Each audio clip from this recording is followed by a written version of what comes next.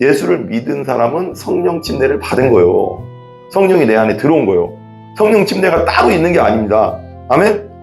그 다음에 질문이 있어요. 그래, 질문을 이렇게 하거든요. 신약에서 성령 침례라는 용어는 무엇인가? 신약에서 성령 충만이라는 용어는 무엇인가? 신약 성경에서 성령 침례는 무엇인가? 침례라는 용어의 뜻이 무엇인가? 아까 설명한 그거예요. 신약 성경에서 전체 신약 성경 문맥에서 보면 성령 침례는 회개하고 죄를 회개하고 내가 하나님을 모르고 예수님 모르고 하나님 믿지 않고 예수 믿지 않고 내 맘대로 내 주인 돼서 지었던 죄를 회개하고 예수 그리스도께서 내 죄를 위해서 십자가에 돌아가시고 부활하신 사건을 성령 안에서 믿으면 성령이 내 안에 들어와 있는 상태, 내주한 상태를 성령 침례다라고 말해요. 이게 신약 성경 전체에서 말하는 성령 침례입니다. 믿은 다음에 다시 성령 침례를 받을 필요가 없고 믿는다는 자체가 성령 침례를 받았다는 거예요. 여러분이 진짜 예수 그리스도가 여러분의 구원자와 구세주와 왕이라는 것이 여러분 안에 확실하게 믿고 있다면, 그리고 믿어졌다면 그게 성령 침례를 받은 거예요. 성령을 받지 않으면 예수님이 믿어지지 않아요. 성령이 아니면 나를, 예수님을 뭐라고 할 수 없다? 주라시는 주님이라고 할 수가 없어요. 지금 당신이 지금 진짜 확신하면서 예수님 나의 주님이십니다. 예수님 나의 왕이십니다. 예수님 나를 위해 돌아가셨습니다. 부활하셨습니다는 것을 내가 확실히 믿고 있고 믿어졌다면 당신은 성령 침례를 받은 거예요. 신약 성경에 의하면 전체 문맥으로 보면 이 세 가지, 아까 말했던 사도행전 8장, 10장, 19장 그 세 가지로 설명할 수 없다는 거예요. 전체 문맥으로 보면 성경 마태, 마가, 누가, 요한, 사도행전 전체 또 고린도 전후서 치브리서 모든 성경 전체로, 신약 성경 전체로 보면 성령 침례라는 용어는 이렇게 죄를 회개하고 예수 그리스도를 주와 그리스도와 십자가와 내 죄를 위해 돌아가시 부활하신 걸 실제로 역사적 사실로 믿으면, 믿어지고 믿었다면 그것이 성령이 하신 거고 네 안에 성령이 있는 거다. 네가 느끼든 못 느끼든 성령을 느끼려고 하면 안 됩니다. 성령은 느껴지는 게 아니에요. 영의 세계는 내 영은 느끼는 게 아니고 혼이 느끼는 거지, 혼. 그래서 영이 거듭나게 되면 혼이 영이 그 혼에게 명령하고 혼이 육에게 명령해서 내가 예배하게 된 자리로 오는 거고, 기도하는 자리로 내 육을 이끄는 거고, 찬양하는 자로 내 육을 이끄는 거지. 이게 거듭난 자의 특징이죠. 거듭나지 않은 사람은 혼이 죄 가운데 마귀에게 사로잡혔기 때문에 뭐 하는 자리로 가요? 나이트클럽 가고 술집 가고 맨날 영화나 보고 교회하고 상관없이 사는 게 그런 거예요. 행동을 그렇게 하게 하잖아요. 이런 사건이죠. 그러니까 여러분이 지금 예배 자리에 있고 예배할 마음이 있고 하나님을 기도하고 싶은 마음이 있고 성령으로 지금 찬양을 하나님께 진심으로 하고 싶은 마음이 있다면, 그리고 예수님을 진심으로 여러분이 믿었다면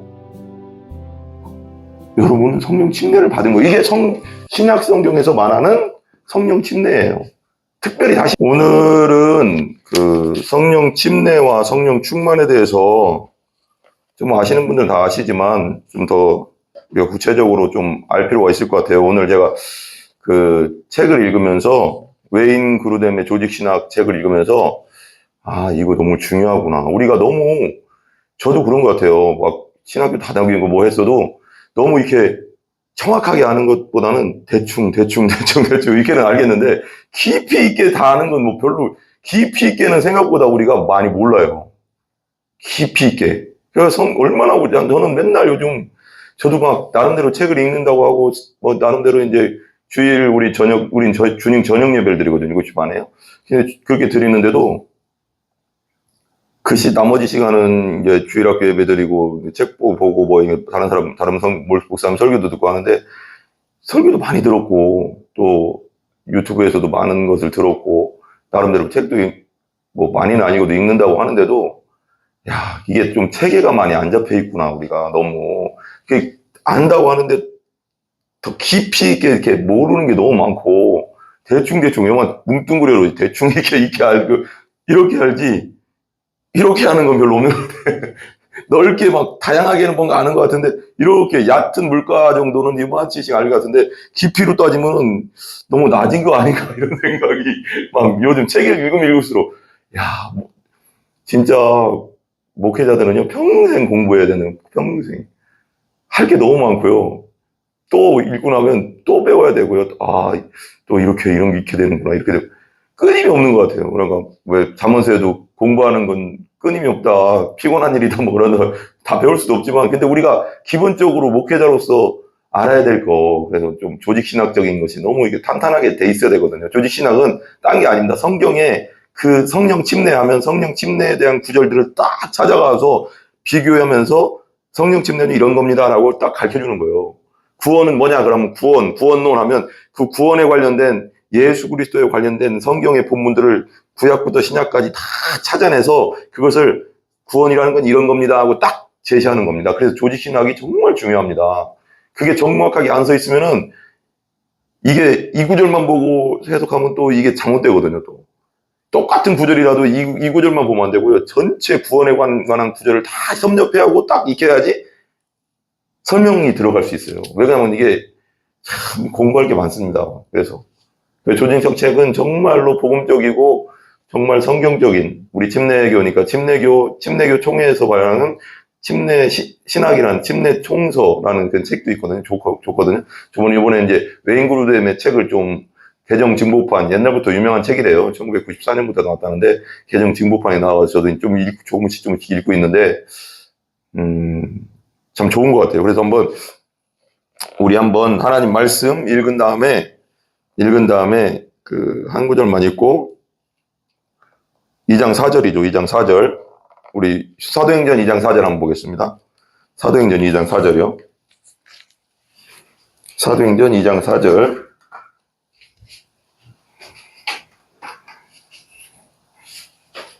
사도행전 2장 4절입니다. 다 같이 한번 읽겠습니다. 같이요. 시작. 그들이 다 성령의 충만함을 받고 성령이 말하게 하심을 따라 다른 언어들로 말하기를 시작하니라. 성령의 충만을 받고 성령이 말하게 하심을 따라 다른 언어들로 말하기를 시작하니라. 그랬죠. 저는 빨간색을 좋아하니까 빨간색이랑 검정색을 쓰겠습니다. 파란색을 쓰려고 했는데 마음에 성령님 감동이 검정색을 쓰라는 감동이 와서 그렇게 하도록 하겠습니다. 원래 제가 빨간색 색깔 있는 걸 좋아합니다. 여기 쓸 때. 독특하긴 하지, 내가요. 근데, 성령 침례와 성령 충만. 이거 정말 중요한 것 같아요. 성령,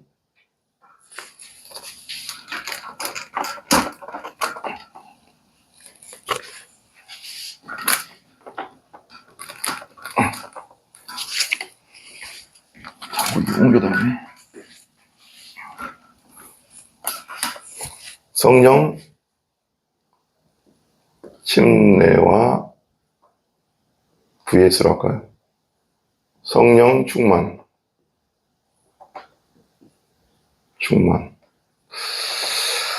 근데 이 부분이 이제 보면 이 성령 침례라는 용어가 뜬다고 해야 되나? 쉽게 얘기해서 뜨기 시작한 게 1900년 들어서부터예요. 뭐 때문에? 오순절 교단으로 합시다. 오순절 운동이 일어나면서부터, 그리고 은사주의 운동. 이 은사주의는 1960년에서 70년대에 많이 이렇게 일어났어요. 그래서 이제 플로신학교의 누구죠? 갑자기 생각나네. 피터 와그너 같은 경우도 이제 신사도주의 이렇게 나가는데, 은사운동. 이런 걸 통해서 이 성령 침례라는 것이 이렇게, 뭐라고 할까, 물 위에 떴다고 해야 되나? 그게 뭐라고 할까, 신학적 주요, 논쟁이 됐죠. 논쟁. 그러니까 이전까지는 1900년 동안 신학적으로 조직신학이나 무슨 신학에서는 성령 침례라는 것이 그다지 중요하게 여겨지지도 않았고, 예수 믿을 때 우리가 성령 침례 받고 성령을 받는다 그리고 성령 침례로 그냥 이해하고 끝났는데, 이 오순절 운동이 딱 일어나면서 회심 후에, 예수님 믿은 후에 성령 침례를 또 받아야 된다. 이래버리니까 이게 이제 막 그 전에 있던 그 신학자들과 오순절 운동 신학자들이 막 부딪히는 거예요, 이렇게. 이걸 역사로 내가 얘기하는 거예요, 역사. 지금 그 조직신학, 웨인 그루뎀의 조직신학에서 나오고, 우리가 역사적 사건에서도 나오는 거거든요. 그때 당시. 막 부딪히는 거, 오순절 운동은 아니다. 우리가 성경을 연구해보니까, 성령 침례는 따로 있다. 나도 옛날에 이렇게도 알고 있었거든요. 근데 우리가 어쨌거나 성경적으로 봐야 되잖아요. 성경에서는 이걸 어떻게 얘기하고 있는가? 성령 침례는 뭐라고 얘기하고 있고, 성령 충만은 뭐라고 얘기하고. 그리고 왜 성경은 항상 캐논, 기준이기 때문에 논쟁이 생기면 항상 어디로 돌아가야 된다? 성경을 자세히 봐야 돼요. 그 문맥도 봐야 되고, 성령 침례가 나온 문맥도 봐야 되고, 또 성경 충만에 대한 문맥도 봐야 되고, 그것에 대한 또 비교도 해봐야 되고, 또 바울이 말한 바울 신학, 바울 13권이 서신 있잖아요. 그 마지막에 또 결론 막 이렇게 연구해서 써놓은 그 보낸 거, 그것도 봐야 되고, 고린도전서에는 성령 충만함과 은사에 대한 것도 봐야 되고 하면서 이렇게 쫙 봐야 되거든요. 그러면서 성경을 진짜 한 구절만 봐서는 안 되고요. 이게 다 훑어봐야 돼요. 그러니까 되게 어려운 신학자들이 하는 거죠. 이렇게 우리는 못해요. 그러니까 우리는 신학자들이 한 걸, 복음적 신학자들이 해놓은 것을 읽고 배우는 거지, 섭렵하는 거지. 왜? 그들이 다 연구했으니까. 우리가 그거 연구하려면 진짜 뼈골 빠져야 되는 거 다 하려면. 그러니까 신학자 다 해놨으니까 우리는 책을 읽으면 돼요. 조직신학이나 성경신학이나 그런 책을. 근데 이게 막, 이 은사주의 막 일어나면서 또 은사주의 일어나면서 은사운동 일어나면서 우리가 성령 침례를 회심한 후에, 거듭남이 있은 후에 또 성령 침례를 받아야 된다. 그게 능력이다. 이렇게 되면 성령 침례를 받은 증거는 방언이다.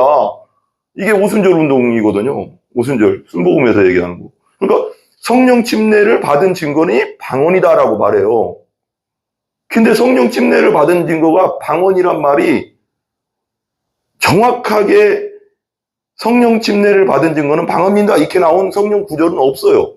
이게 내 말이 아니라 성경에 없다고요. 근데 몇 구절이 있어요.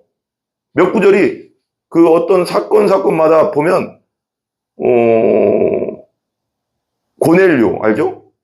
베드로가 고넬료에 갔을 때 딱 하니까 성령 안수하니까 성령 뭐 그런 말들이 나와요. 한번 읽어볼게요. 우리가 좀 볼 게 있어요. 그래서 그 사도행전 8장 12절 한번 볼래요? 사도행전 8장 12절. 그러니까 성령 침례는 baptism in the Holy Spirit이에요. 근데 사도행전 8장 12절 보세요. 사도행전 8장 12절. 이 부분이 좀 정확하게 이게 우리 안에 딱 돼야 됩니다. 12절 어딨죠? 12절 한번 보세요. 같이 읽어봐요. 시작. 빌립이 하나님의 나라 및 예수 그리스도의 이름에 관하여 전도함을 그들이 믿고 남녀가 다 침례를 받으니. 그렇죠? 빌립 집사가 어디로 가서 전했냐면 사마리아로 가서 복음을 전했어요. 그래서 성령이 임하면 어디 간다고요? 온 예루살렘과 온 유대와 사마리아 땅끝까지 이런 복음 중인데 사마리아까지 갔어요 지금. 근데 빌립이 가서 누구의 전에 하나님 나라와 예수 그리스도의 이름으로 관하여 전도함을 믿고 산 자들이 남녀가 다 침례를 받았대요. 물침례죠. 물침례 여기서는. 그러니까 예수님 믿었어요. 그죠? 여기 나왔잖아요 분명히. 예수 그리스도 이름으로 예수 그리스도 관하면 전도함을 듣고 침례를 받았어요. 그 믿은 사람들이죠. 그죠? 이 사람들이 믿었으니까 믿은 사람들 맞아요. 근데 14절에서 17절 보세요. 14절, 17절. 14, 17 한번 읽어봐요. 같이 시작. 예루살렘에 있는 사도들이 사마리아도 하나님의 말씀을 받았다함을 듣고, 하나님 말씀 받았던 건 예수 그리스도를 믿었다는 걸 듣고 베드로와 요한을 보냈어요. 그죠? 사도들을 보냈죠. 사마리아로. 그러니까 15절 그들이 내려가서 그들을 위하여 성령 받기를 기도하니. 봐봐요. 이 부분이 되게 이제 여기서 이제 우리가 그 오순절 운동에서 주장하는 것이 이 부분이에요. 믿었는데 베드로와 요한이가 또 성령 받기를 또 기도했다. 이게 성령 침례다. 몇 가지는 뭔가 이렇게 설득력이 있습니다. 그죠? 설득력 있잖아요. 아니, 믿었어요. 빌립이 가서 전했으니까 믿었고 침례를 받았습니다. 근데 또 보고를 했죠. 그랬더니 사도 베드로와 요한이 와서 그들에게 뭐 했어요? 요한을 보내면 그들이 내려와서 그들을 위하여 성령 받기를 기도했어요. 베드로와 요한이 하나님 이들에게 성령을 주세요. 성령을 주세요. 그러니까 어떻게 됐어요? 16절 보세요. 이는 아직 한 사람에게도 성령 내리신 일이 없고 오직 주 예수의 이름으로 침례만 받을 뿐이더라. 이게 무슨 말이가? 우리는 보통 이렇게 생각하잖아요. 보통 우리가 아는 건 뭐냐면 예수를 믿는 사건은 성령이 내 안에 들어와야지 믿어지는다. 이게 거듭남의 믿음이고 구원받을 믿음이다. 이렇게 우리가 성경적으로 알고 있어요. 근데 이게 틀린 말은 아니에요. 근데 이때는 초대교회 때잖아요. 웨인 구르뎀이 얘기하는 것을 제가, 웨인 구르뎀이 누구냐 그 문제 얘기할게요. 웨인 구르뎀은 교수고 목사님인데 이분이 되게 미국에 유명한 트리니티 복음주의 신학교라는 데가 있어요. 트리니티 에반젤리컬인가요?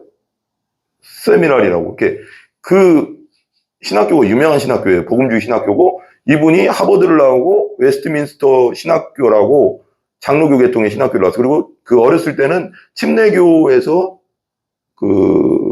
신앙생활을 했습니다.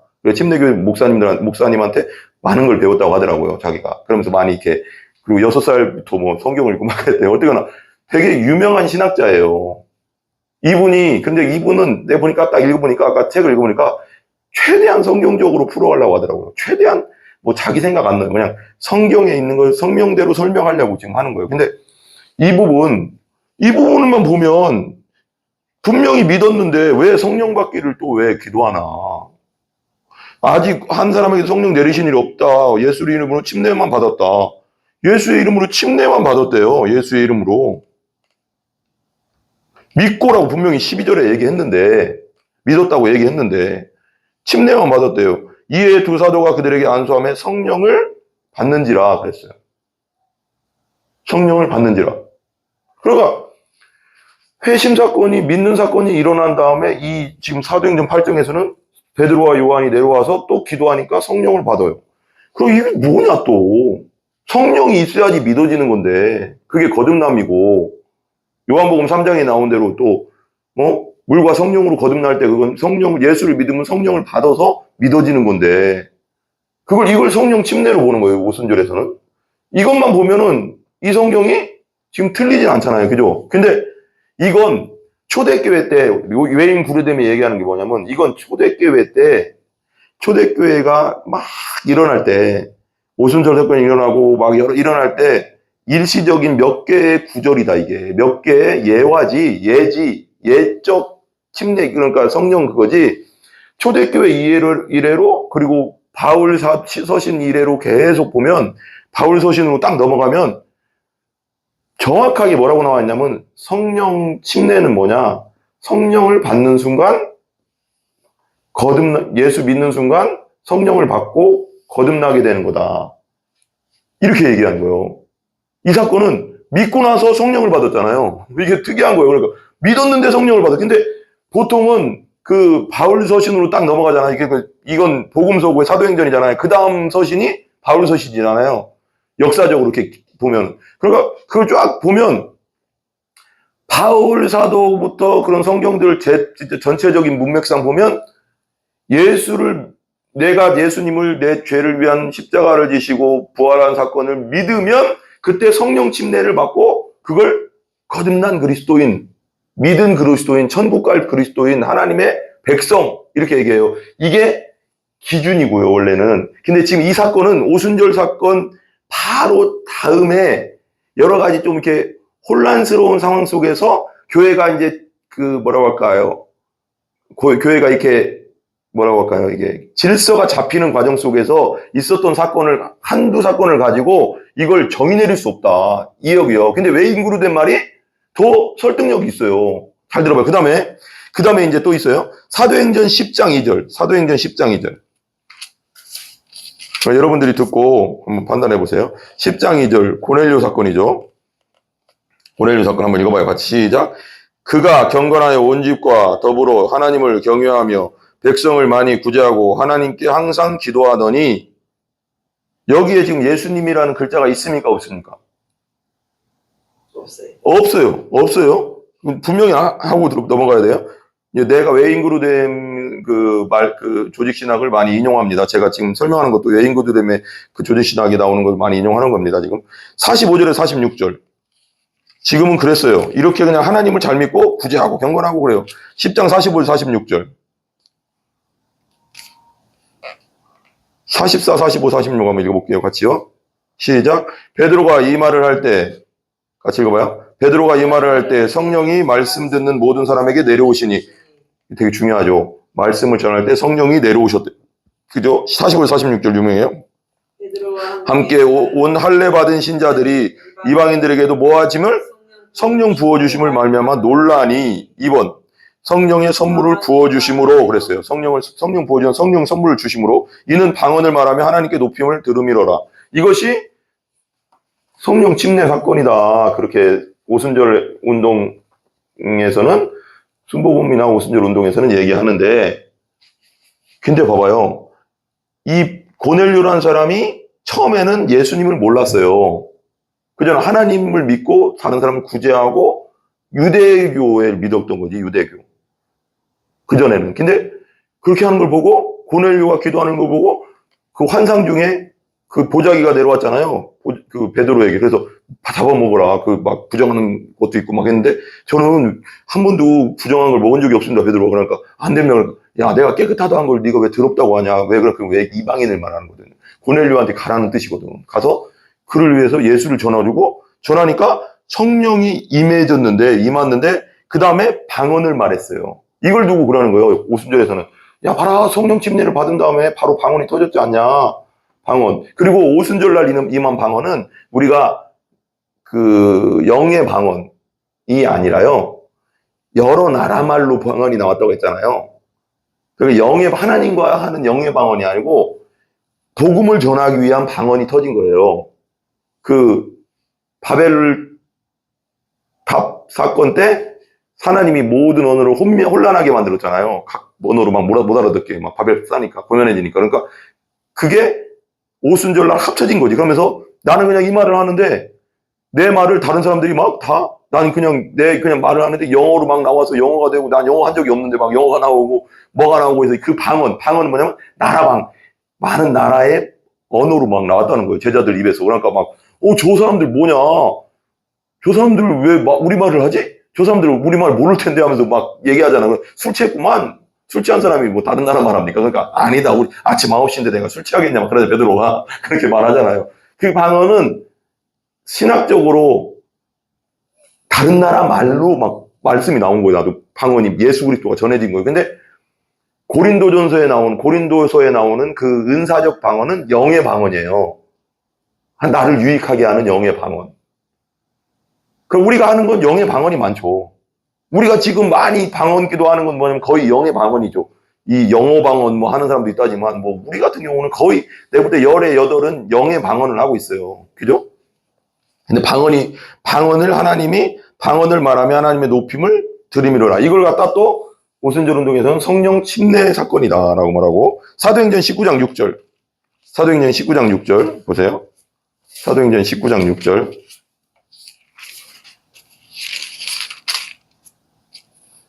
6절 한번 읽어봐요, 같이. 바울이 그들에게 안수하며 성령이 그들에게 임하심으로 방언도 하고 예언도 하니 그랬습니다. 이게 뭐예요? 19절 보면 아볼로 1절 보세요. 아볼로가 고린도에 있을 때 바울이 윗지방으로 다녀 에베소에 와서 어떤 제자들을 만나 이르되 너희가 믿을 때 성령을 받았느냐 이르되 아니라 우리는 성령이 계심도 듣지 못하였노라. 바울이 이르되 그러면 너희가 무슨 침례를 받았느냐 대답하되 요한의 침례로. 봐요. 성령을 받았냐는 것은 뭐냐면 예수를 믿었냐. 너 믿을 때 예수가 십자가에서 너희 죄를 위해 돌아가시고 부활한 사건을 니들이 그걸 들었고 믿었냐? 그러니까 아니 나 성령을 들어본 적도 없어. 그런 거예요. 아볼로는 성경 박사라고 했거든요. 근데 그러면서 뭐라고 하냐면 3절 끝에 뭐의 침례? 요한의 침례밖에 나 몰라. 요한의 침례는 뭐예요? 요한의 침례는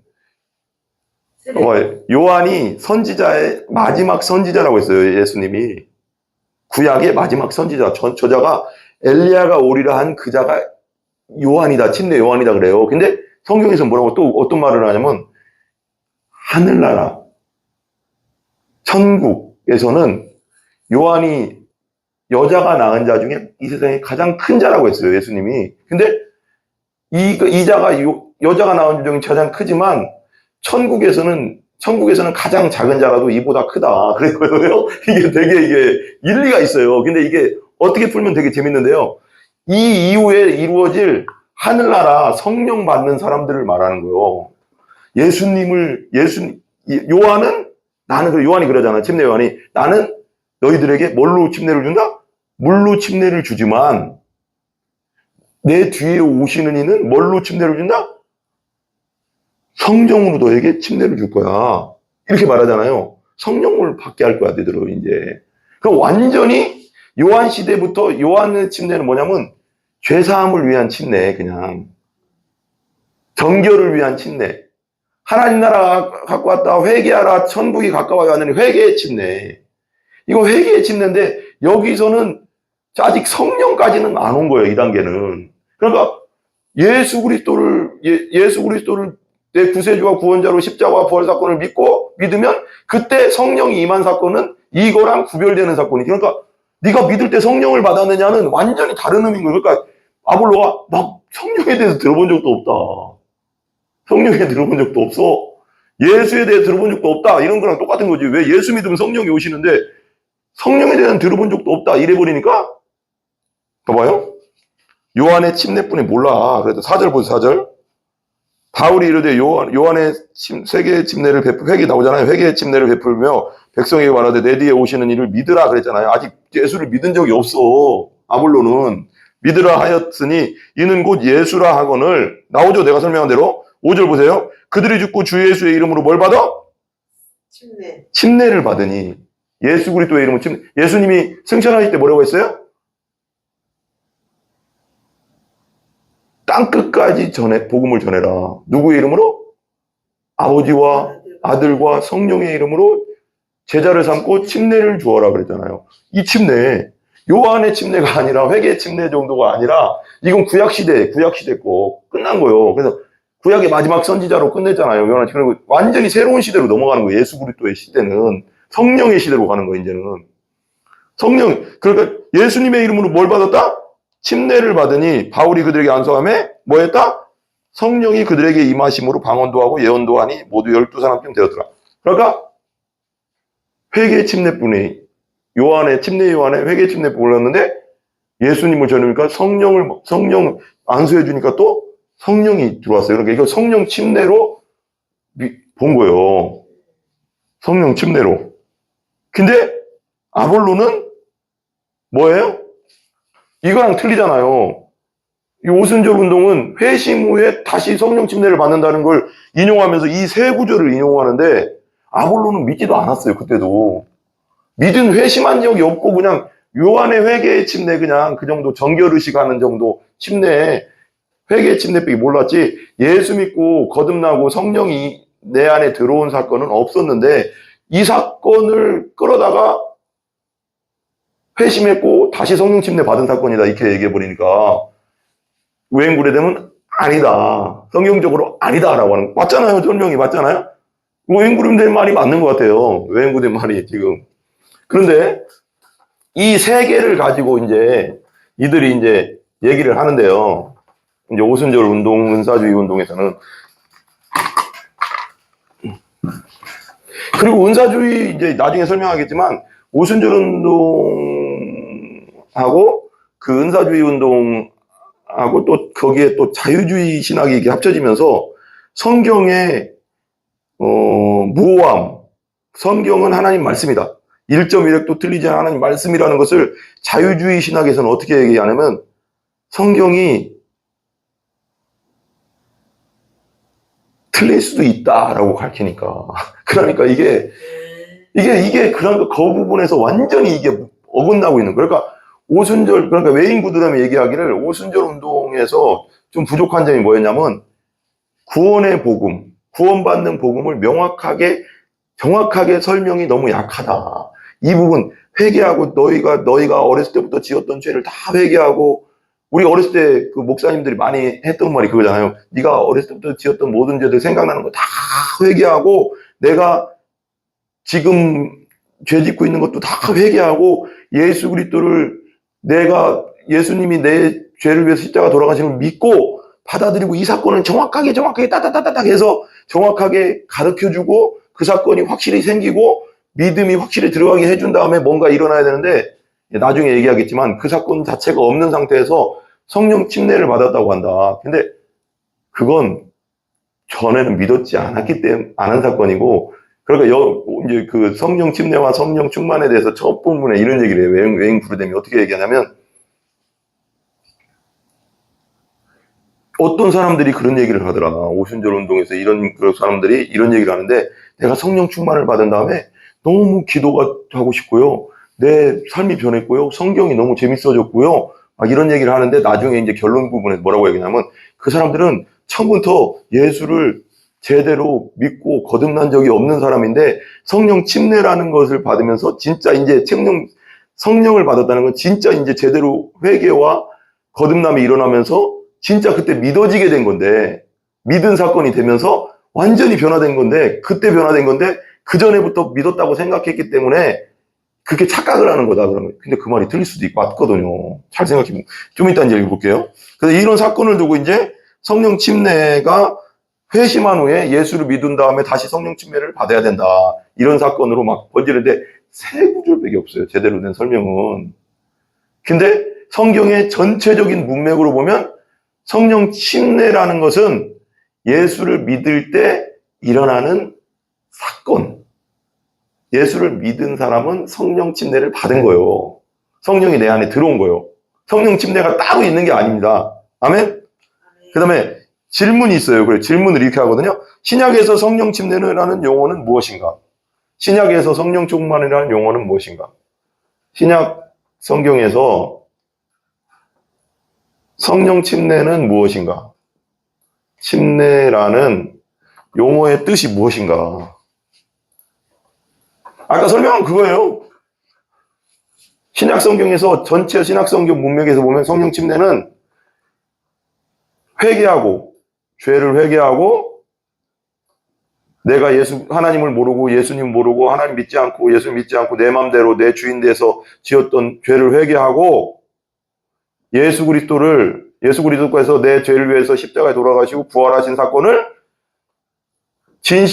성령 안에서 믿으면, 성령이 내 안에 들어와 있는 상태, 내주한 상태를 성령 침례다라고 말해요. 이게 신약 성경 전체에서 말하는 성령 침례입니다. 믿은 다음에 다시 성령 침례를 받을 필요가 없고, 믿는다는 자체가 성령 침례를 받았다는 거예요. 여러분이 진짜 예수 그리스도가 여러분의 구원자와 구세주와 왕이라는 것이 여러분 안에 확실하게 믿고 있다면, 그리고 믿어졌다면, 그게 성령 침례를 받은 거예요. 성령을 받지 않으면 예수님이 믿어지지 않아요. 성령이 아니면 예수님을 뭐라고 할 수 없다? 주라신 주님이라고 할 수가 없어요. 지금 당신이 지금 진짜 확신하면서 예수님 나의 주님이십니다. 예수님 나의 왕이십니다. 예수님 나를 위해 돌아가셨습니다. 부활하셨습니다는 것을 내가 확실히 믿고 있고 믿어졌다면 당신은 성령 침례를 받은 거예요. 신약 성경에 의하면 전체 문맥으로 보면 이 세 가지, 아까 말했던 사도행전 8장, 10장, 19장 그 세 가지로 설명할 수 없다는 거예요. 전체 문맥으로 보면 성경 마태, 마가, 누가, 요한, 사도행전 전체, 또 그 고린도 전후서, 히브리서, 모든 성경 전체로, 신약 성경 전체로 보면 성령 침례라는 용어는 이렇게 죄를 회개하고 예수 그리스도를 주와 그리스도와 십자가와 내 죄를 위해 돌아가시 부활하신 걸 실제로 역사적 사실로 믿어지고 믿었다면 그것이 성령이 하신 거고 네 안에 성령이 있는 거다. 네가 느끼든 못 느끼든 성령을 느끼려고 하면 안 됩니다. 성령은 느껴지는 게 아니요. 영의 세계는 내 영은 느끼는 게 아니고 혼이 느끼는 거지, 혼. 그래서 영이 거듭나게 되면 영이 그 혼에게 명령하고 혼이 육에게 명령해서 내가 예배하게 된 자리로 오는 거고, 기도하는 자리로 내 육을 이끄는 거고, 찬양하는 자로 내 육을 이끄는 거지. 그게 거듭난 자의 특징이죠. 거듭나지 않은 사람은 혼이 죄 가운데 마귀에게 사로잡혔기 때문에 뭐 하는 자리로 가요? 나이트클럽 가고, 술집 가고, 맨날 영화나 보고, 교회하고 상관없이 사는 게 그러잖아. 그런 거예요. 행동을 그렇게 하게 하잖아요. 이런 사건이죠. 그러니까 여러분이 지금 예배 자리에 있고, 예배할 마음이 있고, 하나님을 기도하고 싶은 마음이 있고, 성령으로 지금 찬양을 하나님께 진심으로 하고 싶은 마음이 있다면, 그리고 예수님을 진심으로 여러분이 믿었다면, 여러분은 성령 침례를 받은 거예요. 이게 신약 성경에서 말하는 성령 침례예요. 특별히 다시 성령 침례를 받을 필요가 없고, 여러분이 믿고 있는 그 자체가 지금 성령 침례를 받았다는 거예요. 아멘? 이게 외인 구르뎀이 말하는 거고, 그 조직신에서 말하는 거고, 나도 그건 맞다고 생각해요. 그게 맞다고 생각해요. 나도 그거 동의합니다. 자, 2번. 사도행전에서 거듭난 신자들의 2차적 경험을 어떻게 이해해야 되나? 베드로가 오순절 성령 받을 때 거듭났으니까, 그 전에 예수님 믿고 있었습니까? 믿고 있었어요. 왜? 그 전에 오순절 임하기 전에도요, 예수님을 부인하긴 했어도요, 다 굴기 전에 3번 부인했어도요, 예수님이 가이사 빌립보 가서 뭐라고 물어봤어요? 야, 사람들이 나를 뭐라고 하냐? 그랬더니 베드로가 빡 나서죠. 맨날 나서는 거 잘하잖아. 저요! 저 손들잖아. 맨날 손드는 거 잘하잖아. 행동빠잖아. 저 물가 말 막 걸어오니까 예수님이 지금 나 물가 베드로 나 바닷가로 걸어오라고 하세요. 걸어와라. 진짜 걸어가. 행동파예요. 완전 다 그냥 이 사람은. 다른 거 생각 그냥 쉽게 말하면 단순 무식인데 하나님 예수님이 그런 걸 좋아하시지 그냥 믿으면 가는 거 그냥. 믿으면 생각하는 사람 하나님 안 쓰거든. 근데 베드로를 하나님이 예수님이 첫째 제자로 삼은 건 나는 그렇게 생각해요. 그냥 믿고 그냥 행동한다는 거, 진짜 한다는 거. 얼마나 단순하고 되게 사랑스럽잖아, 어떻게 보면. 야, 베드로, 물 위로 걸어와. 그러고, 보통 애들은 생각할 거 아니야. 보통 사람 물에 들어가면 빠지는데. 예수님과 되는 거지. 근데 베드로는 예수님 말만 믿고 가, 그냥. 믿고 그냥 가니까 걸어. 그러다 풍랑 부니까 무너지잖아요. 근데, 베드로가 그랬어요. 가이사 빌립보에서 야 사람들이 나를 뭐라고 할까? 야 엘리야라고도 하고요. 선지자 중에 하나라고도 하고요. 뭐라고 해요. 너는 나를 누구라 하냐 지들은 그러니까 베드로 또 얘기하죠. 저요. 주는 그리스도의 살아계신 하나님입니다. 와 너 그거 알게 한 거 하나님이 알게 한 거야. 그렇게 하잖아. 그게 하나님이 알게 했다. 신앙 고백 확실히 했어요. 믿었다고요.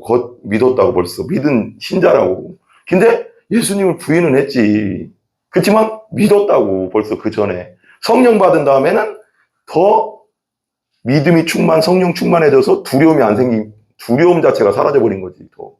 그런 사건이죠. 그러니까, 사도행전에서 거듭난 신자들의 2차적 경험을 어떻게 이해해야 되나. 그래서, 아까 내 8장, 10장, 19장 이 사건들을 우리는 어떻게 이해해야 되냐. 이렇게 이해하면 돼요. 다시 한번, 3번. 성령 충만처럼 회심 뒤에 성령께서 능력을 부어주시는 것을 묘사하기에 더 적합한 다른 성경적 표현이 존재하는가? 이거 뭐라고 할까요? 이거 뭐라고 설명해야 될까요? 봐봐요. 그러니까 무슨 말이냐면 성령 충만처럼 회심 뒤에, 거듭난 뒤에, 예수 믿고 중생한 뒤에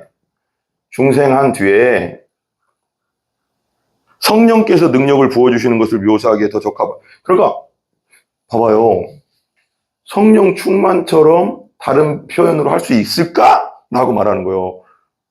성령께서 능력을 주셨더라. 성령께서 은사를 주셨더라. 성령께서 그 사역을 잘할 수 있도록 지혜를 주셨더라. 여러 구절이 있어요. 근데 회심 뒤에 능력을 부어주시는 건 뭐냐면 우리가 사역자에게는 사역자에 맞는 능력이 필요해요. 가르치는 능력, 설교하는 능력, 그게 은사거든요. 성령 충만을 받아야 돼요. 그거에 맞는. 그래서 성령 충만한다고 다 방언이 일어나는 게 아니로요. 외인 구름이 말하기를 성령 충만할 때 봐봐요.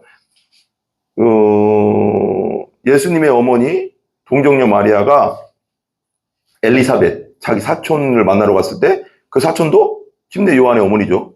만나러 갔을 때 나이 먹었는데 애를 가지고 있었어요. 저기 침례 요한이 몇 달 빠르잖아요. 애를 가지고 있으니까 예수님 애를 베고 동정녀 마리아가 예수님 성령으로 잉태된 예수님을 베고 만나러 가니까 엘리사벳이 뭐라고 해요? 성령이 충만하여 하나님을 찬양해요. 그 뱃속에서 침대 요한이 뛰놀더라 막 그랬어요. 뛰놀더라. 성령 충만하면 여러 가지 현상들이 일어나요. 방언만 나오는 게 아니라. 맞잖아요. 성령 충만하면 기적이 일어나고요. 성령 충만하면 신유의 능력이 나오고요. 성령 충만하면 귀신을 쫓아낼 수 있어요. 그게 성경에 다 있어요. 방언만 일어나는 게 아니라. 성령 충만의 증거가, 성령 침례의 증거가 곧 방언이다 라고 하면 너무 단순한 거예요. 그건 성경을 너무 단순하게 보는 거예요. 방언도 일어날 수 있지만 방언이 안 나올 수도 있어요. 방언은 하나님이 뭐라고 했어요? 성경에? 고린도서에? 모든 은사는 각자에 맞게 주신다고 하잖아요.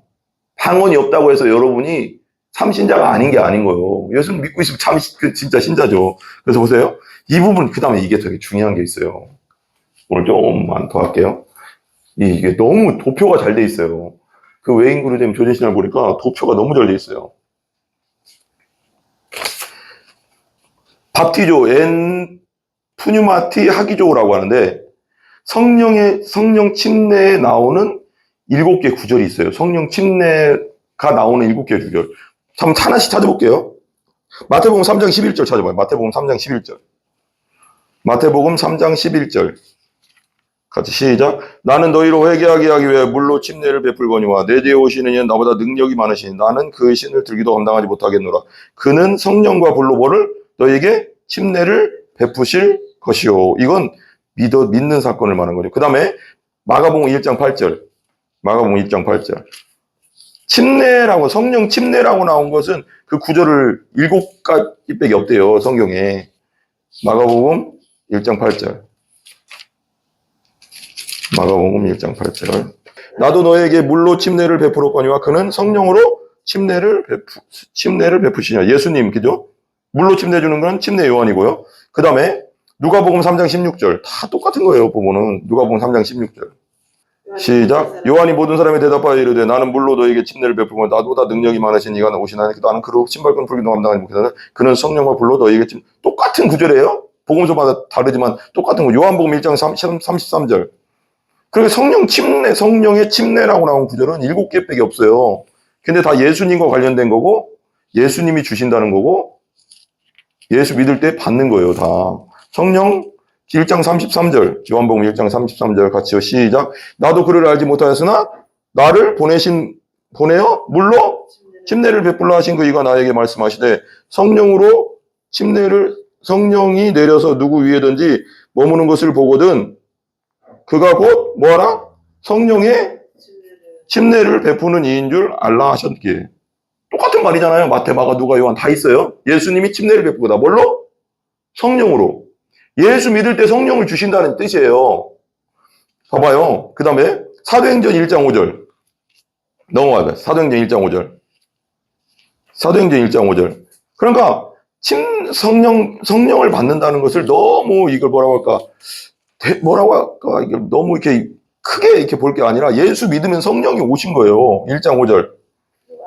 요한은 물로 침례를 베푸나 너희는 몇 날이 못되어 성령으로 침례를 받으리라. 예수님이 올라가신 다음에 성령으로 침례를 이제 주시는 거죠. 오순절날. 그 다음에 사도행전 11장 16절. 사도행전 11장 16절. 사도행전 11장 16절. 사도행전 11장 16절. 이렇게 안 넘어가냐. 11장 16절 한번 읽어봐. 시작. 내가 주의 말씀에 요한은 물로 침례를 베풀었으나 너희는 성령으로 침례를 받으리라 하신 것이 생각났노라. 내가 말을 시작할 때 성령이 그들에게 임하시기를 처음 우리에게 하신 것과 같이 하는지라. 이게 앞에 큰 제목이 뭐라고 써 있어요? 예루살렘 교회에 보고하다. 여기가 이제 누구에 관련된 거예요? 예수님. 보세요. 이 11장 쭉 읽어보면 요바로 내려가라. 고넬료 사건이에요. 그죠? 고넬료 사건입니다. 지금 이 사건이. 그 5절에 보면 내가 요바시에 그 황홀 중에 환상에 큰 보좌에 그려진 뒤에 내 귀에 하늘로부터 내려 내 앞에 들여오늘 이것을 주먹과 해보니 땅에 네 발 가진 들짐승과 기는 것과 공경에 나는 것들을 보이더라. 또 들으니 소리내 이르 베드로야 일어나 잡아먹으라 하거늘 내가 이르 주님 그럴 수 없습니다. 속되고 깨끗하지 아니한 것은 부정한 음식들 있잖아요. 여기에 나온 것 결코 내 입에 들어간 일이 없나이다. 한 번도 그렇게 먹어본 적이 없습니다. 또 하늘에서 두 번째 소리 있어 내게 이르되 하나님이 깨끗하다 하신 것을 네가 속되다 하지 마라. 이제 이방인도 예수 믿으면 죄사함 받고 깨끗해지고 의인이 된다. 그걸 이제 상징적으로 보여주는 거예요. 이런 일이 3번 있은 후에 3번이나 모든 것이 다시 하늘로 끌어올려가네요. 환상 중에 마침 세 사람의 유숙관이 있으니 가이사랴 내게로 보낸 자들아 성령이 내게 명하사 아무 의심 말고 함께 가라 하심에 이 6정대 나와 함께 가서 그 사람의 집에 들어가니 그가 우리에게 말하기를 천사가 내 집에 서서 말하되 네가 사람을 요바에 보내어 베드로라 하는 세몬을 다 선사가 성령이 하죠. 그가 너와 네 온 집에 구원을 받을 말씀을 네게 이르리라 함을 보았다 하고는 구원받을 말씀 뭐예요? 예수복음. 내가 말을 시작할 때 성령이 그들에게 임하시고 예수복음 전하니까 성령이 임했죠. 처음 우리에게 하신 것과 같지라. 죄 요한의 집으로 침례를 성령의 침례를 베푸는 걸 이제 알았다. 그런 즉 하나님께 쭉 나와요. 이게 어떤 사건? 18절 보세요. 같이 읽어봐요. 시작. 그들이 이 말을 듣고 잠잠하 하나님께 영광을 돌려 이르되 그러면 하나님께서 이방인에게도 생명 얻는 회개를 주셨도다. 생명 없는 회개. 예수를 전하니까 성령이 임했어요. 그러니까 이방인도 성령을 받는 걸 보고 예수 믿고 성령 받는 걸 보면서 아 이방인도 하나님이 구원해 주신다라는 것을 그 사건을 보면서 베드로가 딱 생각난 거야. 아, 성령으로 침례 베푼다는 게 이런 거구나. 이것은 이렇게 되잖아요. 왜 그러냐면 여기 생각났다고 하잖아요. 16절에 내가 주의 말씀 요한의 물로 침례를 베풀었으나 너희는 성령으로 침례를 받으리라 하신 것이 뭐였더라? 생각났더라. 이 고넬료 가족들이 구원받고 이방인들 구원받는 성령 받고 예수 믿고 성령 받는 걸 보니까 아 이방인들에게도 성령이 들어가고 있다는 거 보니까 이방인들도 하나님에게도 구원의 문을 열어주셨구나 라는 게 생각났대요. 성령 받는 게서. 근데 이 위에 6가지 이 구절하고 고린도전서 12장 3절의 구절은 다르다 이렇게 얘기하는 거죠. 고린도전서 12장 3절 펴보세요. 고린도전서 12장 3절 고린도전서 12장 3절이요.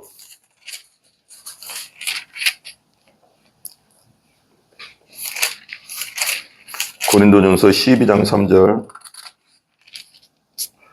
같이 읽어볼래요? 시작. 그러므로 내가 너희에게 알리노니 하나님의 영으로 말하는 자는 누구든지 예수를 저주할 자라 하지 아니하고 또 성령으로 아니하고는 누구든지 예수를 주시라 할 수 없느니라. 이거 보면 어떤 생각이 들어요? 성령 침례에 나오는 아까 그 사건들을 보면서 성령 침례를 설명하는데 이 구절은 분명히 뭐라고 하냐면 내가 너희에게 알리는 하나님의 영으로 말하는 자는 누구든지 예수를 저주할 자라 하지 아니하고 또 성령으로 아니하고 누구든지 예수를 뭐라? 아까 그랬잖아요. 주라 할 수 없습니다. 그러니까 예수를 내가 주님, 나의 왕, 나의 구원자라고 믿었다면, 믿고 있다면 그는 누가 성령께서 하시는 그 그렇죠. 성령이랑 아까 거랑 틀리다. 그렇죠. 성령 아까는 은사적인 성령, 이쪽은 성령의 본체. 아니 똑같은데 이게 똑같은데 아까 고넬료 사건도 예수를 전할 때 성령이 임했잖아요. 그러니까 그러고 나서 믿었잖아요. 똑같다는 건데 똑같다는 의미인데 이게 보면 다르다며. 좀 다른데 설명을 잘못한 것 같아요. 잘 봐봐요. 근데 그러니까 예수를 성령 침례는 그러니까 이 사건을 설명하려고 해요. 오순절 운동에서 얘기하는 성령 침례는 이 메인 그루뎀은 틀리다 얘기하는 거예요. 틀리다.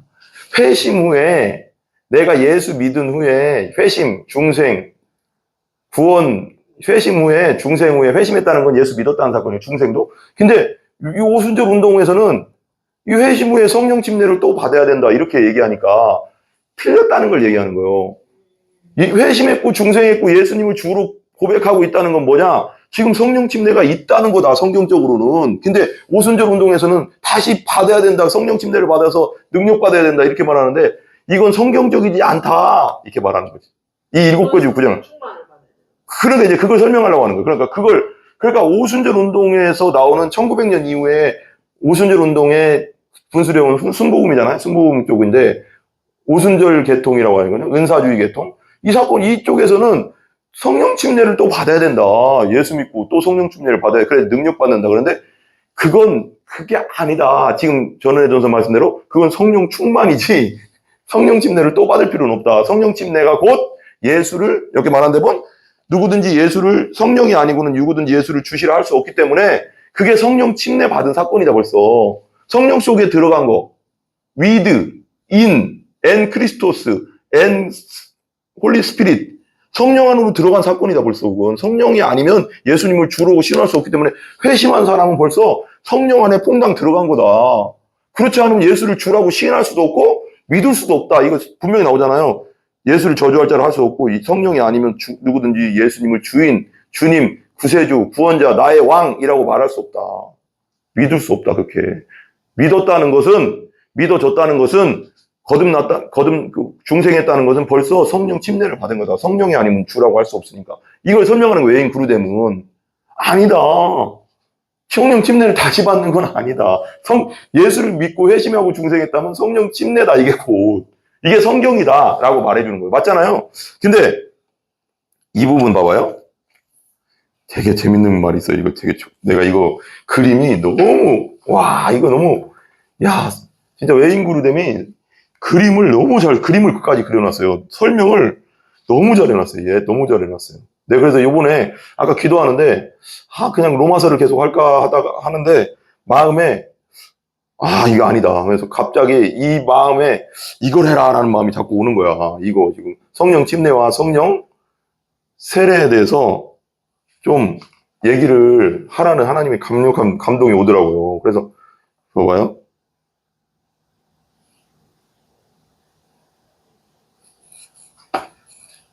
되게 중요한 말이라 이게 그림인데요. 너무 잘 해놨어요.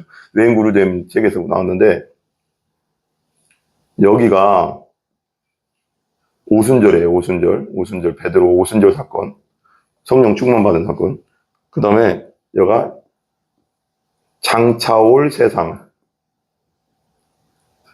세상이고 이건 여때가 그리스도의 재림이에요. 좀 있으면 우리 마지막 시대 그리스도의 재림 하시잖아요. 예수님이 재림,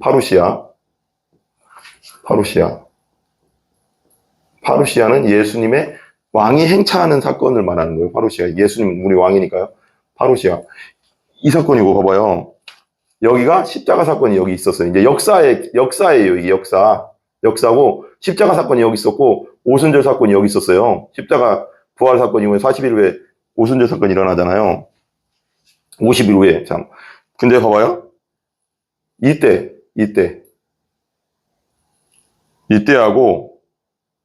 이때는 언제냐?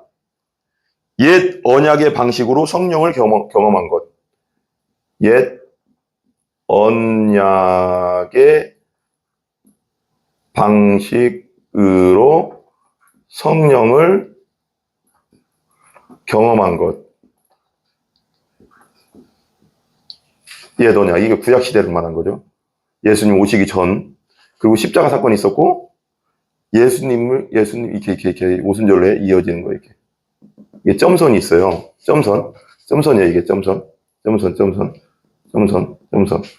봐봐요.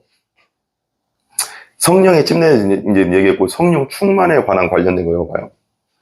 예전의 시대고 이 시대가 여기는 이제 좀 더 높아요. 이 시대. 그런데 이 시대는 뭐냐? 새 언약의 방식으로 성령을 경험하는 거. 새 언약의 방식으로 성령 경험. 옛 언약은 구약 시대입니다. 구약 시대 때는 일부 특정 사람한테만 성령이 임했어요. 아시죠? 엘리야, 엘리사, 다윗.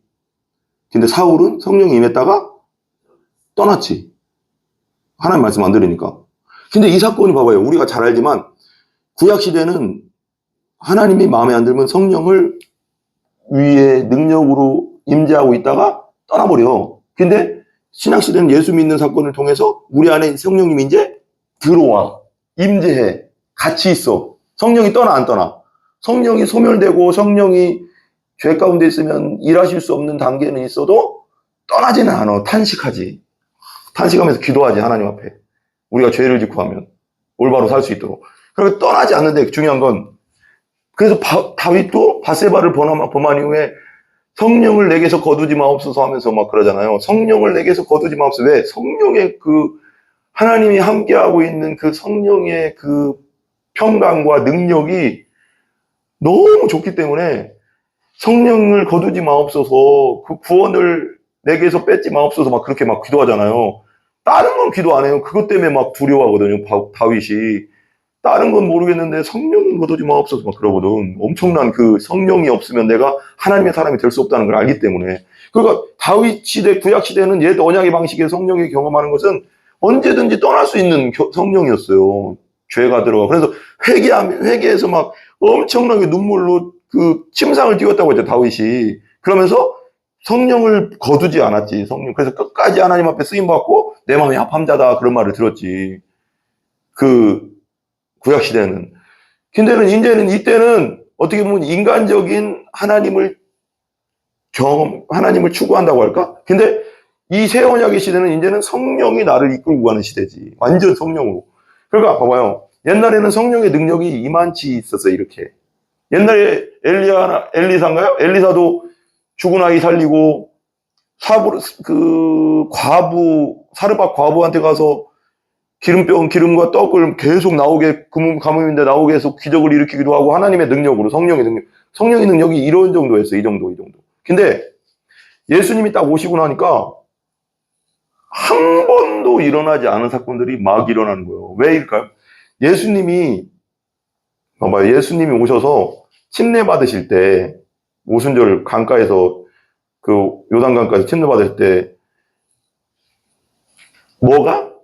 성령이 비둘기같이 충만하게 임했다고. 그리고 성경에 보면 예수님에게 하나님이 성령을 한량없이 부어주시더라 그랬어요. 한량없이 부어준다는 건 넘치도록 계속 부어준다는 계속. 그러니까 성령의 능력이 예수님을 통해서 엄청나게 드러나는 거. 하나님의 아들이기도 하지만 성령을 충만하게 항상 부어주시고 한량없이 부어주시니까 능력으로 계속 나타났는데, 이런 말이 있어요.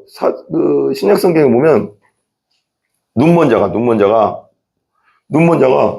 날 때부터 눈먼 자가 눈을 뜨니까 사람들이 뭐라고 했냐면, 내가 그 사건을 보면서 내가 창세 이후로 사람들이 너무 놀라가서 하나님께 찬양과 영광을 돌리면서 창세 이후로 이런 일을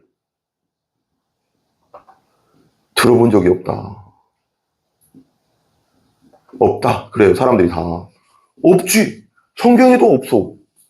성경에도 구약시대는 날 때부터 난 소경이 예수님 오시기 전에 성경 아무리 뒤져봐도 날 때부터 눈 멀었던 소경이 눈을 떴다는 건 없어. 구약 성경에. 죽은 자가 살아나 뭐 이런 건 있어도, 엘리야가 살리고 막 그런 건 있어도, 얼마나 성령의 능력이 충만하게 부어지고 성령의 권능이 막 한량없이 하나님이 부어주시니까 성령의 능력이 얼마나 나타나면, 이건 창조 사건이나 마찬가지죠. 눈이 완전히 죽은 상태인데 이걸 살려낸다는 건, 이건 하나님이 성령의 능력이 그렇게 한 거라고, 예수님을 통해서. 근데 이건 뭐냐? 이게 성령의, 외인구드름이 말하는 건 뭐냐면, 이게 성령의 충만함이다. 성령이 충만하면다는 건 성령이 나를 통해 일한다는 거다. 일하면 어떤 일이 일어나냐? 상상을 초월하는 하나님의 역사가 일어나는데, 이 오순절 사건, 예수님이 오순절 사건 같은 일들을, 오순절이 일어나기 전에 성령이 벌써 충만해져가서 예수님은 벌써 이 사건들이 계속 일어났다. 근데 오순절 사건 이후에, 이제 딱 일어난 사건 이후에는 사람들에게 성령 충만의 정도가 옛날 구약시대의 엘리야나 엘리사나 먼 사건이 그 정도가 아니라, 이제는 새 언약의 방식의 성령 충만, 예수님을 믿고 성령 충만을 받는다는 것은 뭐냐? 더 큰 능력이 나타난다. 이 시대는. 구약시대 정도가 아니라. 그래서 예수님이 가실 때 뭐라고 했어요? 그거 아세요? 예수님 가실 때 뭐라고 했어요? 나보다 더 큰 일을 한다. 나보다 더 큰 일. 이런 예수님이 눈뜨게 하고 병든 자를 고치고 둥부에 일으키고 이런 모든 일보다 더 큰 일도 할 수 있다. 여러분 믿으세요? 이게 성경에 있는 얘기예요. 근데 그런 사건을 우리가 지금 하고 있으니까 없으니까. 그래서 성경에서 맨날 얘기하는 게 그거예요. 각자에게 성령이 능력을 주시는데 이걸 사모해야 되는 거예요. 어떤 신학자가 누가 생각이 났는데 하나님을 위해 위대한 것을 꿈꾸라고 하거든요. 성령 충만이요, 성령 충만. 성령 충만을 위해서 기도해야 되는 거예요. 스데반이 일곱 집사로 뽑힐 때, 일꾼으로 뽑힐 때도 지혜와 성령이 뭐했다? 충만했다. 그리고 순교할 때도 성령이 충만해서 천사의 얼굴 같이 되었다. 너무 편안했다는 거예요. 죽음 앞에서도. 너무 평안해서 사람들이 깜짝 놀랄 정도로. 빛이 났대, 얼굴에. 죽기 전인데도. 얼마나 마음이 평강이 가득하면. 얘 하늘나라가 보이니까, 환상 중에 막. 내가 돌로 막 찍히고 있는데, 고통스럽을 텐데, 근데 내가 볼 때는, 저는 그런 생각도 들거든요. 순교할 때는 하나님의 성령이 함께 하심으로 말미암아 그 고통도 하늘나라를 바라보는 그 엄청난 기쁨 가운데 고통도 별로 없을 거다. 그런 생각까지 들어요. 왜 그러면 스데반을 보면서 우리는 그냥 순교만 생각하면 어떻게 아파서 죽지 막 이렇게 생각하는데 순교할 때는 하나님이 특별한 능력을 부어주실 것 같아요. 아프지 않은 뭔가 하늘나라가 열리니까 스데반처럼 하늘나라가 열려버리니까 막 돌로 맞고 있는데 돌로 맞고 있는 하고 소리 지른다는 말이 없거든요. 그래서 성경에 그런 말을 적을 필요도 없겠지만 근데 뭐라도 성경은 항상 자세히 어느 정도 쓰니까 스데반이 돌에 맞더니 하고 소리 지르면서 피를 질질 흘렸더라 그런 말이 없어요. 아파 죽으려고 하더라 그런 말도 없고요. 너무 힘들어하더라 그런 말도 없어요. 그냥 돌에 맞는데 돌에 맞으면서도 어디가 보이냐면 하늘나라를 딱 봤어. 하늘문이 확 천국문이 열렸다는 그 하늘은 셋째 하늘 1층천, 2층천, 3층천이라고 했잖아요. 이 보이는 공간, 그 너머 우주, 그 너머 셋째 하늘이 확 열린 거예요. 그러면서 예수님이 보좌에 앉았다가 스데반이 순교하는 걸 바라보고 있는 거예요. 일어서서. 얼마나 엄청납니까? 앉아있던 분이 일어나서 볼 정도니까. 앉아있다가 내 신약 성경에 예수님 때문에 순교한 첫 번째 순교자가 스데반이에요. 면류관이라는 뜻이거든요. 순교자는 면류관, 그 연결되잖아요. 스데반의 이름의 뜻이 면류관이에요. 또 미소도 보는 거야. 그러니까 스데반이 갑자기 영혼이 확 열리더니 천국이 딱 보이더니 예수님이 하나님 우편에 보좌에서 일어나 있다 하니까 사람들이 더 미쳐가 날뛰잖아요.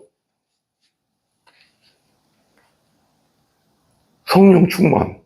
여러분, 다 거기에는 봐봐요. 그 스데반이 처음에 뽑힐 때도 지혜와 성령이 충만했더라. 죽기 전에도 성령이 충만했더라는 글자가 나와요. 여러분, 사역자건 성도건 누구건요. 모든 걸 세상을 이길 수 있는 능력은요. 믿음과 성령 충만밖에 없어요. 그래서 예수님이 항상 성령 충만을 받으라. 성경에도 성령 충만을 받. 근데 성령 충만 반복하는 건 뭐밖에 없어요? 기도와 말씀밖에 없어요. 기도를 통해서 성령 충만 받았어요. 오순절에도 너희가 이걸 떠나지 말고 성령 임할 때 기도해라 그랬거든요. 그러면은 성령 세례와 성령 충만이 있다는 거죠. 성령 침례는 그러니까 말하자면 성경적으로는 신약 성경적으로 아까 말했잖아요. 신약 성경적으로는 성령 침례 사건은 예수 믿을 때 한 번 일어난 사건, 중생한 사건, 거듭난 사건을 성령 침례라고 합니다. 신약 성경에서 전체적으로. 성령 충만하고 충만 안 할 때도 있다는 얘기. 그렇죠. 그러니까 성령 충만을 끊임없이 기도해야 되는 거죠. 성령 충만은 떨어졌다 올라갔다 합니다. 근데 성령 충만을 계속 유지하는 게 뭐냐? 기도와 말씀으로 계속 나가야 되는 거예요. 내가 그건 뭐라고? 내가 기도해야 되는 거죠. 항상 기뻐하라, 쉬지 말고 뭐하라? 기도하라 명령이잖아요. 내가 해야 되는 거예요. 내 의지를 들여서 해야 될 게 있어요. 성경 읽고 기도하고 계속 해야 하면 성령으로 항상 충만한 상태를 유지하면서 주의 일을 이루어가고 능력으로 일을 해나가고 복음 안에서 일을 해나갈 수 있는. 근데 내가 성령 충만하지 않다는 것은 뭐 안 하고 있다는 거야? 기도와 말씀에 집중 안 하고 있다는 거예요. 이해 가세요? 아, 하나님이 옛날엔 너무 행복하고 즐거웠는데, 아, 요즘 너무 지쳐. 뭐 안 하고 있다? 이거 안 하고 있다. 이거 안 하고 있다. 100%예요, 100%. 기도와 말씀에 집중 안 하고 있다요. 영적으로 힘 빠지는 건 여기에 집중 안 하고 있다는 게 100%예요. 그럼 여기로 빨리 가야지. 금식 기도를 하든지, 몸 기도를 하든지, 내가 작정해서 하루에 몇 시간씩 기도를 하든지, 방언 기도를 하든지, 말씀을 계속 읽든지, 복음 말씀을 계속 듣든지 하면서 끌어올려야 되는 거예요. 성령의 충만함은 어떤 사람들은 이 외인 그루뎀도 그렇게 얘기하고, 나도 이게 우리 얘기 많이 들었던 얘기예요. 성령이 충만하다는 것은 어떤 유리병에 계속 성령이 부어져서 넘친다. 이게 아니고, 이게 아니래요. 성령의 충만함은, 성경에 자기가, 외인 그루뎀이 얘기하는 건 성령의 충만함은 이 잔이 계속 자란다는 거예요. 자란다는 거예요. 그냥 이게 유리잔이 아니라는 거예요. 자라는 어떤 예를 들면 자라는데 여기에 계속 부어진다는 거예요. 그래서 성령이 충만하다는 건 가늠할 수 없다는 거예요. 누구도. 어떤 사람에게는 성령 충만이 요만치에 부어지는 성령 충만이 있고 요만한 성령 충만이 있겠지만 더 자라가서 성령 충만이 여기 성령이 더 충만하게 되면 더 큰 권능과 능력과 파워로 하나님의 일을 할 수 있는 거죠. 그러니까 그릇을 키워주시옵소서, 성령 충만을 주시옵소서. 두 가지를 다 해야 돼요. 이해 가시죠? 이게 나는 정말 중요하고요. 그래서 그리스도의 재림이 오겠죠. 그 장차올 세상이 계속 오겠죠. 이게 예수님 오신 오순절 사건 이후에 지금 우리가 살고 있는 시대인데, 이것을 구약시대는 이만치의 성령의 능력이 있었다면 예수님 오신 후에는 이만치의 능력을 우리가 발휘할 수 있는데 왜 발휘를 못하냐? 성령 충만을 지금 못 받고 있기 때문에 이 능력을 발휘를 못하고 있다는 거예요. 얼마든지 하나님은 이 능력을 부어주셔서 쓰고 싶은데 기도와 말씀에 집중을 안 해. 그럼 뭐가 되겠어? 아이고, 내 사역은 왜 이럴까? 기도 안 해서 그래. 내 사역은 왜, 말씀 안 읽어서 그래. 내 사역은 왜, 하나님께 집중 안 해서 안 되는 거요. 그건 누구 원망할 게 아니야. 하나님은 항상 열려 있어. 얼마든지 부어주실 수 있어. 근데 기도 안 하고 말씀 안 보고 그리고 하나님께 집중하지 않고 하나님을 사랑하지, 온전히 더 깊이 사랑하려고 뭔가 힘쓰지 않는데 어떻게 성령이 부어지겠어. 그러니까 능력이 안 나타나는 거야, 나에게서. 능력은 다양하게 나타나겠지만 저도 이거 보면서 회개하게 되더라고. 아, 내가 더 힘써야 되는구나. 성령 충만을 위해서 더 기도해야 되는구나. 더 말씀에 집중하고 복음에 집중해야 되는구나. 근데 내가 하루에 얼마나 더 하나님께 집중하고 있나. 너무 많은 시간을 너무 뭐라고 할까, 헛된 시간을 보내고 있는 건 아닌가. 이런 생각도 들더라고요. 우리 회개해야 된다니까. 어차피 하나님이 부르시고, 성도들도 마찬가지예요. 성도님들. 하나님이 구원하시고 부르셨다면 하나님께 쓰임받고 가야죠. 아멘? 봐봐요. 이 부분 이제. 이게 너무 길어져서 좀 그렇긴 한데, 저 좀 한번 보실래요? 잠깐만. 잘 돌아가고 있나? 잘 돌아가고 있나? 잘 돌아가고 있나요? 시간이 잘 가고 있나요? 안 꺼졌죠? 네. 안 꺼졌어요. 17에서 멈춰. 네. 계속 가고 있잖아요, 근데. 가고 있는 거예요, 그게. 18이 안 되고 있는데. 네, 가요. 좀 있으면. 천천히 가요. 가고 있는 거예요. 앉으세요. 그럼 보세요. 그리고 이게 오순절 교리와 오순절 교리가 성결 운동에서 나왔다는데요. 이 부분도 참 그림으로 이렇게 그렸더라고요. 봐봐요. 여기가 비그리스도인이에요. 이 상태는. 여기 이 부분. 비그리스도는 예수님 안 믿었기 때문에 성령이 없어요. 근데 이건 구분이 되는데 이 오순절 운동은 여기를 구분한다는 거예요. 이 부분을. 평범한 신자와 뭔 신자? 성령 침례를 받은 신자로 구분을 해버린다는 거예요. 이건요, 성경에 있어요, 없어요? 없어요. 없어. 정확하게 이걸 평범한 신자가 있고 성령 침례를 받은 신자가 있다고 말한 적이 없어요, 성경에서. 근데 이렇게 구분을 해버린다. 그러면 이 사람은 성령 침례를, 예를 들면 오순절 운동에서 얘기하는 성령 침례를 받은 사람, 평범한 신자를 어떻게 볼까요? 깔보죠. 아이, 조금 방언도 못 받았네. 그런다고 하더라고. 내가 들었어요. 너 구원 못 받았구나, 방언 못 받았으니까. 이래버리니까 이게 뭔가 성경적이지 않게 가니까 방언을 못 받은 사람은 뭐예요? 축 처지고, 방언 받은 사람은 막 이러고. 이렇게 구분을 해버려, 그리스도인은. 근데 그리스도인이 구분이 됩니까, 안 됩니까? 성경에 구분이 없어요. 육적인 연약한 그리스도인과 성장하고 있는 그리스도인과 성장한 그리스도인이 있을 뿐이에요. 보세요. 그래서 이렇게 만들어 놓는다. 잘못되게 만든다.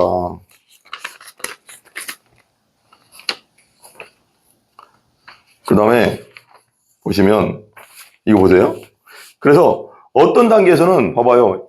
어떤 단계에서는 그리스도인을 등급을 매겨서 두 가지면 세 가지 범주로 나눠버린다. 이렇게 되면 성령 침례를 그런 식으로 설명하면 이거 받은 사람과 이거 받지 못한 사람은 그럼 이 사람은 뭐냐?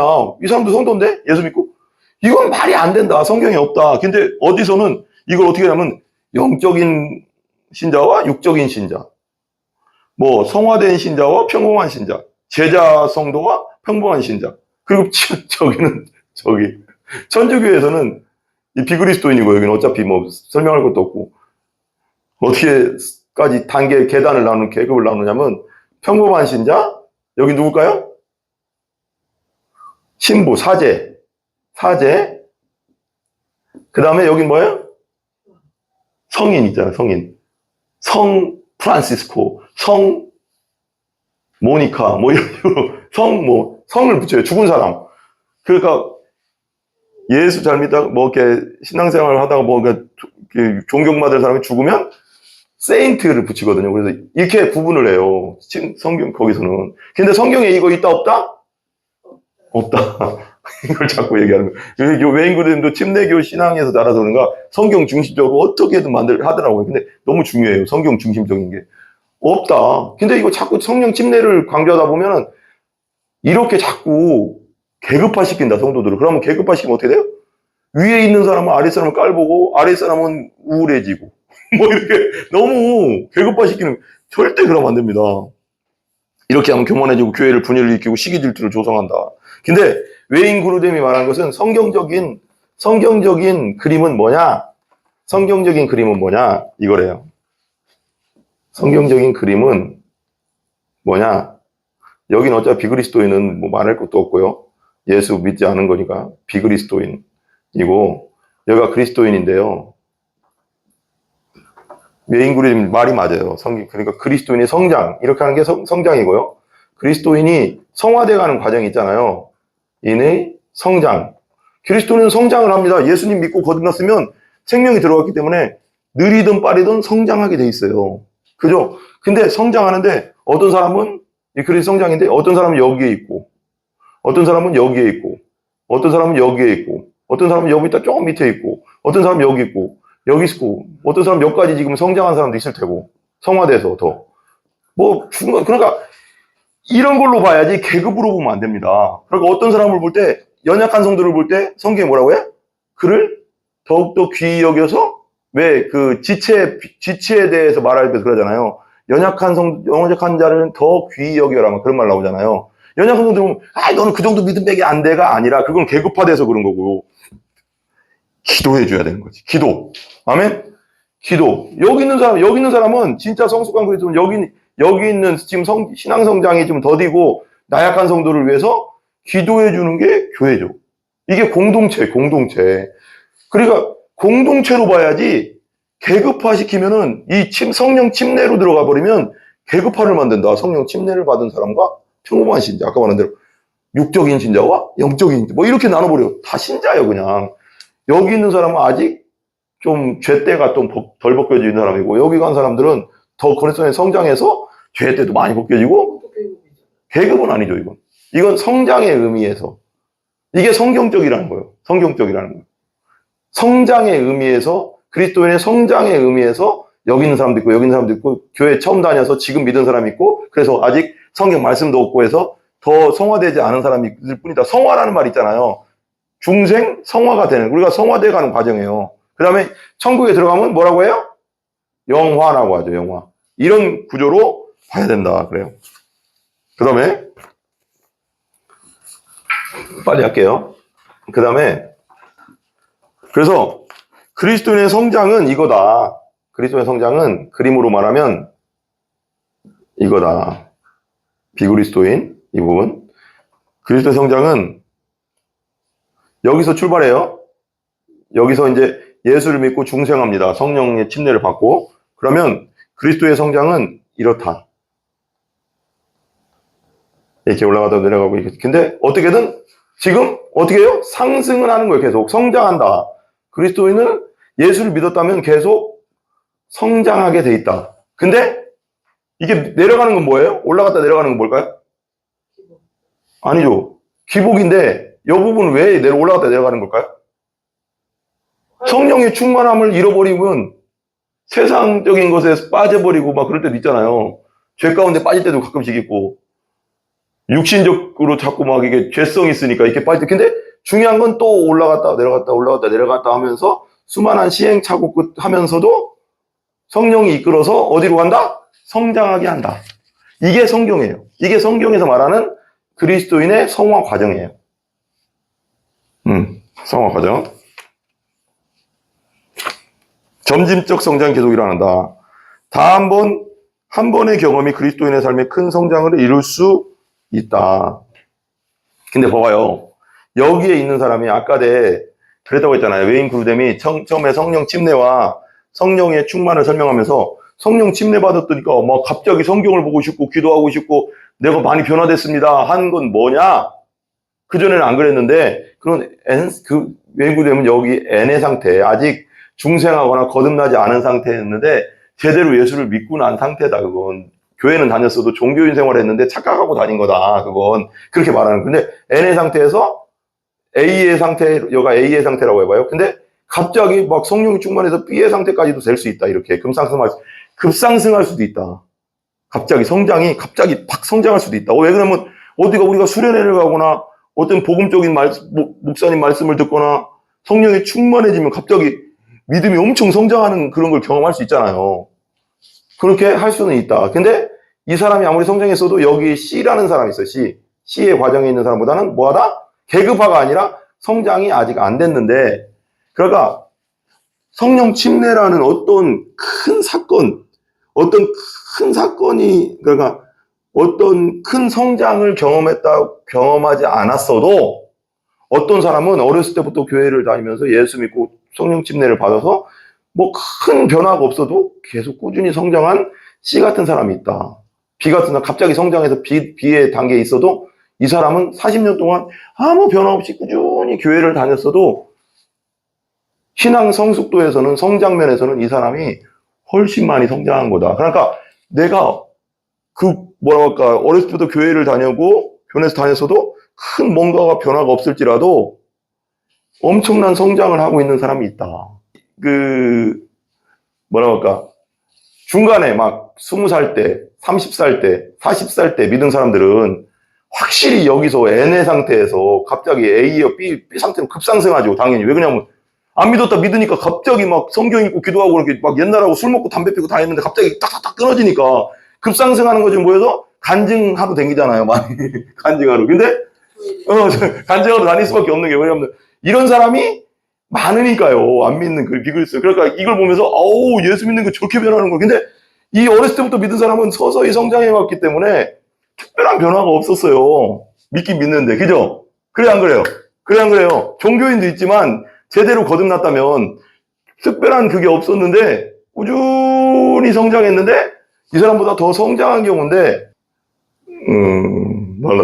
그러니까 20살, 30살, 40살에 믿은 사람은 갑자기 이제 예수 믿으니까 확 이게 거듭난 단계로 확 가는 거지만 예수 믿고 처음에 어렸을 때 제대로 중생하고 거듭난 사람은 쭉 아무런 큰 변화 없이 성장해 가고 있는데 훨씬 많이 성장한 사람이 많을 거예요. 그렇죠? 그 부분을 웨인 그루뎀이 그림으로 표현을 하더라고요. 단 한 번의 경험이 그리스도인의 삶에 큰 성장을 이룰 수도 있지만 그렇지 않을 수도 있다. 성령 충만에 대해서 몇 가지만 읽고 그냥 끝낼게요. 사역을 위한 능력을 새롭게 받는다.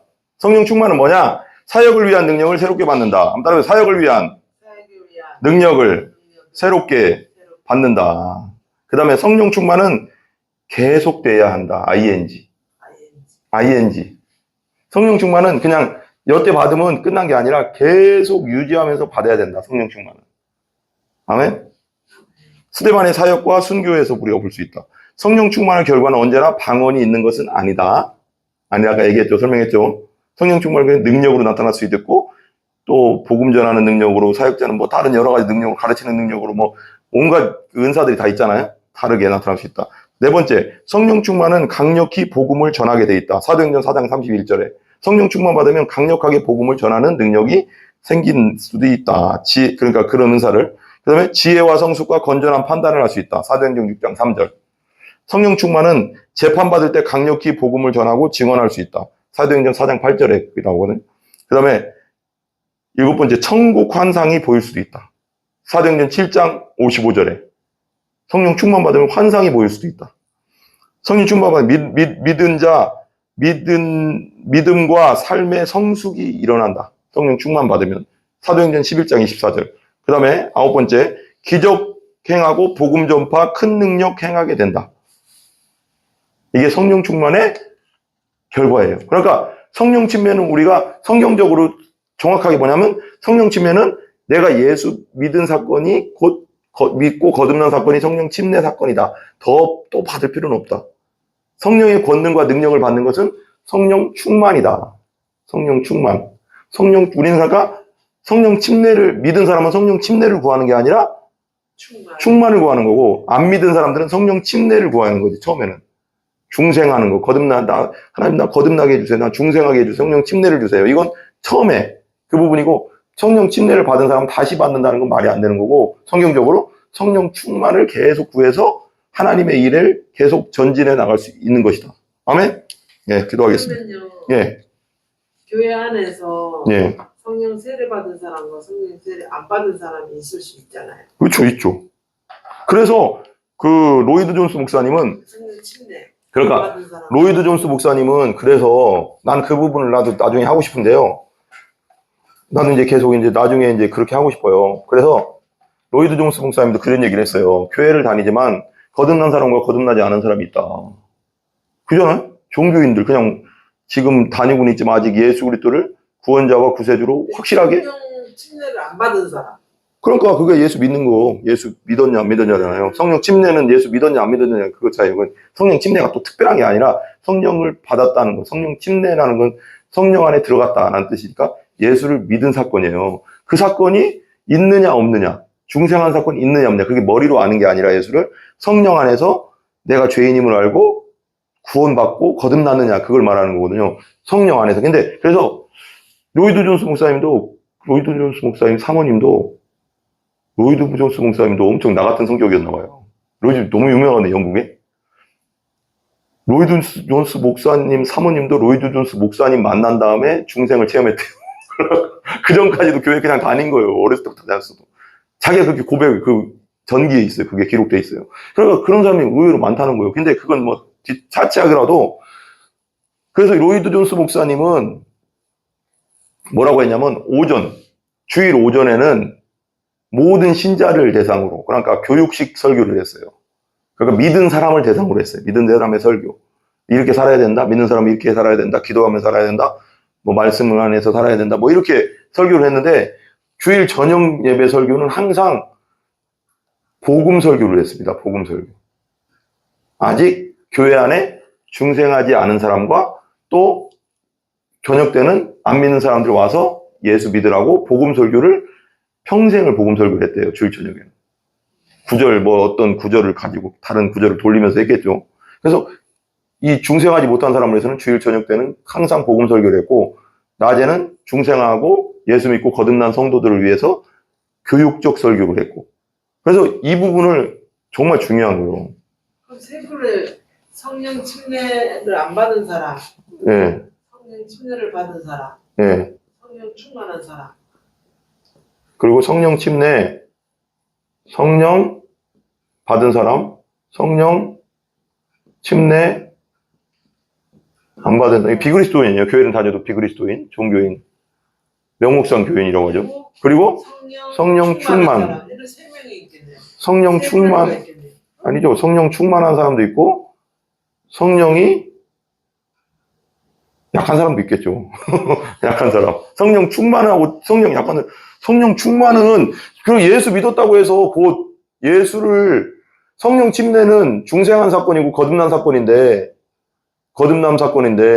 이건 예수 믿으면 돼요. 근데 성령 충만은 예수 믿었다고 해서 성령 충만이 곧 성령 충만이 되는 건 아니에요. 그러니까 그냥 평범하게 그냥 예수 믿고 구원받고 그냥 천국 갈 때까지 그냥 평범하게 살다가 그냥 하나님에게 온전히 그 선신하지 못하고 상급 없이 살다가 그냥 갈 수도 있어요. 근데 성령 충만은 다른 문제죠. 성령 충만은 내가 힘쓰고 기도하고 의지를 들여서 노력해야 돼요. 기도해야 되고 게을르게 살지 말고 성경 읽어야 되고 복음의 서적도 읽어야 되고 그래서 항상 성령 충만을 유지하려고 내가 노력해야 되는 거예요. 이 부분은 내가 해야 되는 거예요. 이거 안 돼. 내 맘대로 이건 그냥 믿으면 예수 그리스도를 나의 주와 구세주로 믿고 거듭나면 구원은 받고 천국은 가지만 성령 충만 곧 예수 그리스도를 믿는다고 해서 성령 충만이 그대로 이루어지는 건 아니잖아요. 이 부분이 되게 중요한 거예요. 이건 노력해야 되는 거예요. 내가 의지를 들여서 기도하고 말씀 읽고 복음 서적 읽고 신앙서적 읽고 찬양하고 하면서 유지를 해야 되는 거죠. 아멘? 아멘. 네, 기도하겠습니다.